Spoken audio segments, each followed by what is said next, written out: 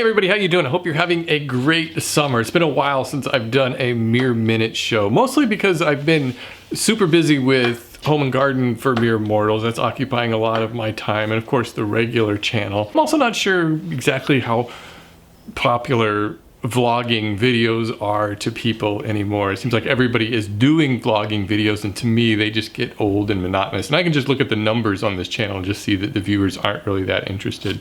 So I have some ideas of things I might just change up on this channel and throw in some art projects and things. I'm not really sure, but I'll still keep updating you on other stuff, such as stickers. And oh yeah, they keep coming in.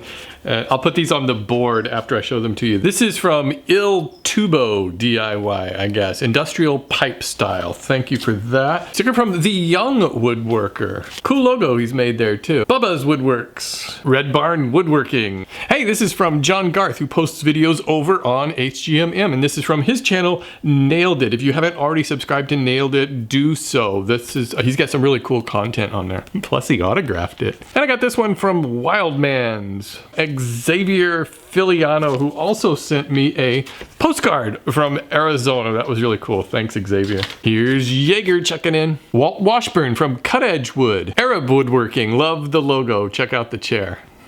Shout out to David Boyd, who sent me one of these. This is called a tape tip. Have you ever seen one of these before? It's got a little slot on there with a magnet, so you can hook it on the end of a tape measure, and you can use it for measuring inside diagonals of boxes, or use the little clippy on the outside, the little thingy here, to go on the outside. So that's a cool little device. That'd be something kind of fun to just make yourself, really. And I want to thank David Rutan, who sent me some mahogany, and this mahogany is from the 1960s and 70s. These are from old church pews that I guess he helped take apart and save the wood. And wow, that is beautiful lumber. Thanks, David, and if I could say something in Esperanto to you, I would.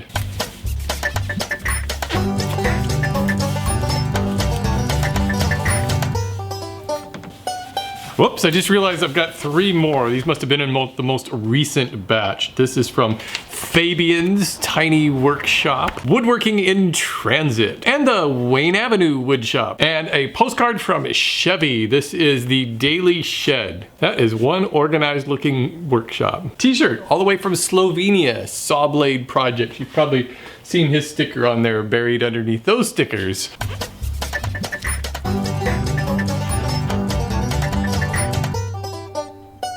By the way, the last time I put stickers on the board, some people commented that they thought it was kind of disrespectful that I was covering up everybody's stickers with the new ones, and that is not my intention at all. It's quite the opposite, actually. This was all intended to be kind of a living art piece. I like to see how it grows outward and how thick it gets with stickers, and that the art of the stickers really lives in video, which will probably last longer than the stickers would if I were to put those all on the wall. I've also had a lot of people wondering what happened to my wall back here. I used to have all that stuff on the wall, and actually I took all that stuff down to shoot the Paramount Pictures thing, and I really just haven't had time to do that. I never seem to have time to do anything in my shop other than just build things, and I like it that way, kind of. I like having just the blank openness. I'm sure I'll put stuff back on there, but for now I'm just enjoying it. I like the fact that the shop is constantly changing. Getting back to HGMM real quickly, I want to thank all of you who subscribe to that channel and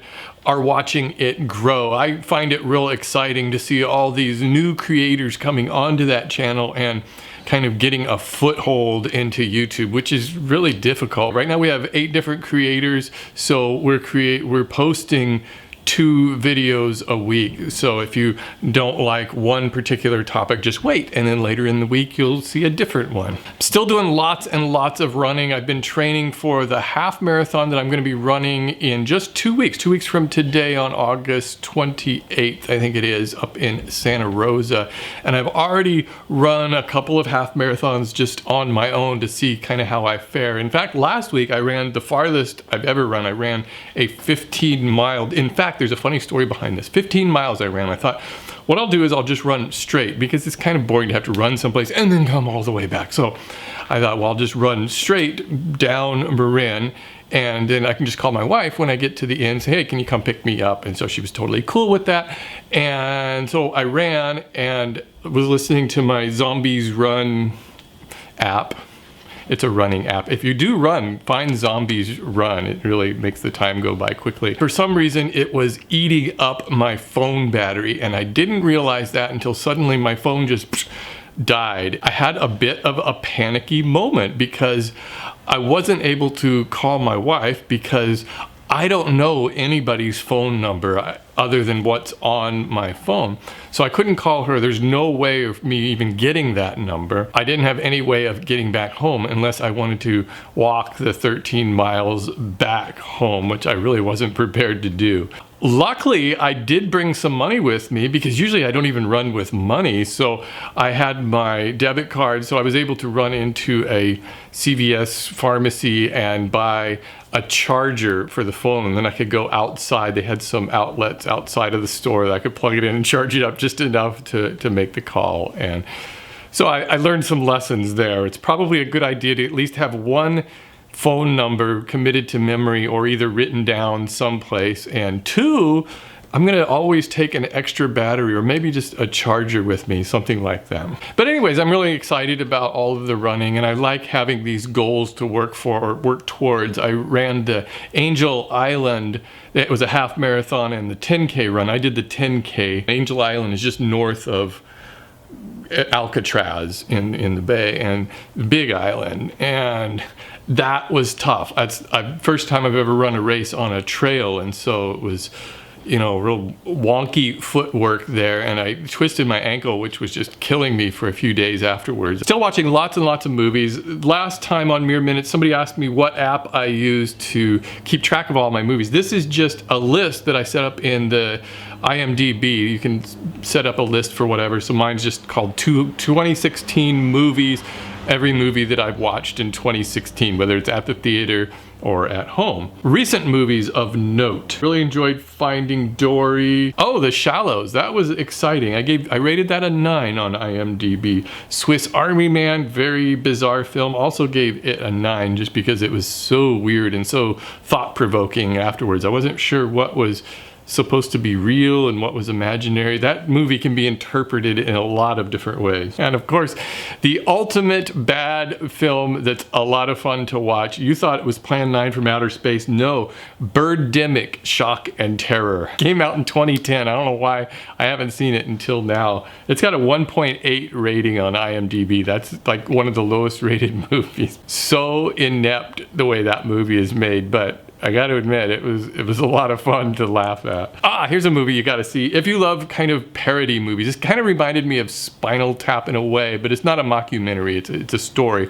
It's more like Shaun of the Dead, I guess, and it's called Deathgasm. It's from New Zealand, and it's about heavy metal rockers and kind of a zombie apocalypse thing, but it's so funny. I highly recommend Deathgasm. Oh, here's one recently, Lights Out. Check out Lights Out if you like horror. This is a cut above most horror movies that are coming out these days. Oh, Suicide Squad. I really enjoyed Suicide Squad. I think it's because I didn't really know anything about it, and well, I kind of feel that way with a lot of the superhero movies because I'm not really into that whole comic book culture, so I always feel like I'm a little bit lost and I don't know these characters and their relationships. But in Suicide Squad, I don't think you really needed to know any of that, and they did the backstories really well, and I thought it was a fun time. And then finally, last Friday, we saw Sausage Party. If you're not easily offended, you will have a great time at Sausage Party. It's about the most outrageous R-rated cartoon you'll ever see. And in fact, it's worth seeing for the last 5 minutes of that movie, which is so over the top.